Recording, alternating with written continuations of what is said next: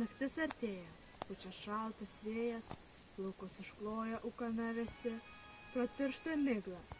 Žemėn pažiūrėjęs, mėnulis vėl paskendo debesy, pasaulis buvo, tartumei koks rūmas, ir kas dangaus atskliautų per aukštumas, lyg langas rodės, pilnatai šviesi. Ant Naugarduko kalno seną pilį, mėnulis maudo aukso spindulį, Velėnų pylimį, aukštyn pakėlę, smėlių šešėliai šliaužia dideli, pavargę jie, į griovį krenta seną, kur tarp žalių girdėt vanduo čiurlena.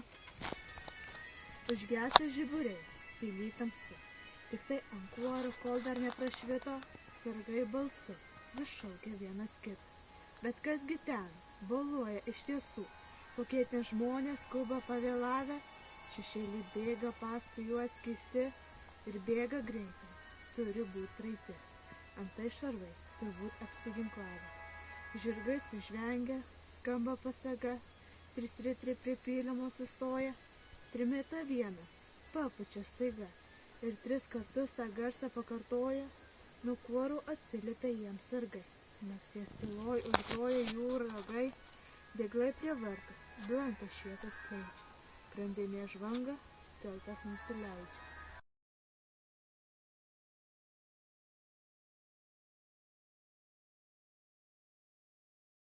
Sargai žingėjai skubinas bėgte, apžiūrinėję raitelių sustoję, pirmasis buvo pilna ginkluote, kryžiuotis taip tikrai į mūšį joja, juodavo kryžius, drobiai baltoje, spindėjo aukso kryžius ant krūtinės, trimitas, ietis, kardas makštyje, rožančių prie asmens prisikabinės, pažinę jį iš aprangos naujos, lietuvių šnemždėsi, žiūrėk koks nukis, tai vienas iš kryžiuočių šunaujos, nuo prūsų kraujo ašarų nutukęs, o jeigu mes čia būtumėm vieni, išmaudyčiau tą niekšą vandenį, pakiščiau aš po tiltu jį be širdį, taip šnibždasi jie.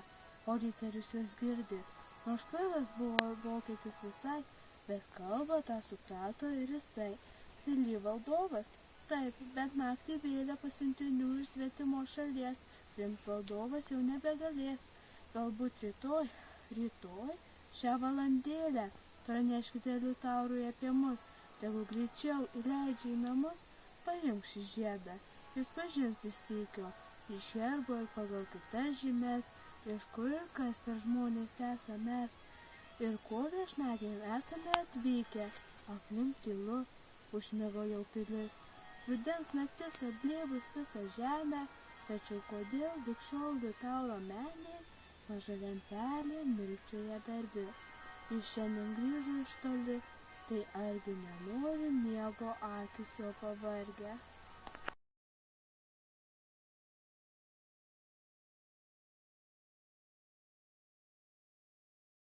Nemiega kunigaikštis dar, tačiau nei iš tarnų, nei iš lažybos ponų, nedrįsta nieks prieit prie jo arčiau. Sudruk valdovui poilsį malonų, nei drąsimas, nei prašymai švelniais, pasiuntinėjai piliniais. Ir liepta Rimvydą prikelt galiausiai. Taryboje jisai galva vyriausia, draugu vadina kunigaikštis jį ir senis Rimvydas šio vardo vertas. Ar kelyje, ar žygy, ar pily, Liutauro durys jam visur atvertos. Tamsu valdovo menėje, tik tai maža lempelė rūksta ant jo stalo, Liutauras vaikšto rūškanas be galo ir mintise paskęsta nelauktai. Atvykę vokiečiai į Naugarduko pilį, jis klauso Rimvydo ir susimąstęs tyli. Tai atsidūsta, tai išbąla jis, veide matyt didžiulis liūdesys, lempelė blankiai apšvietė siklyčią, jos dangtį įsistūmė dar giliau ir užgesino lempą pagaliau, nesužinosim tyčia ar netyčia.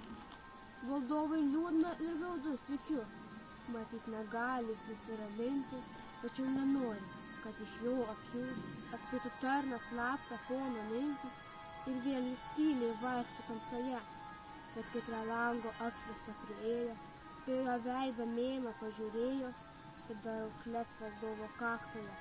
Ir baisų pyktį tarnas pastebėjo, ir buvo rūstus viešpaties veidai, sukastos lūpos, akise švilbai.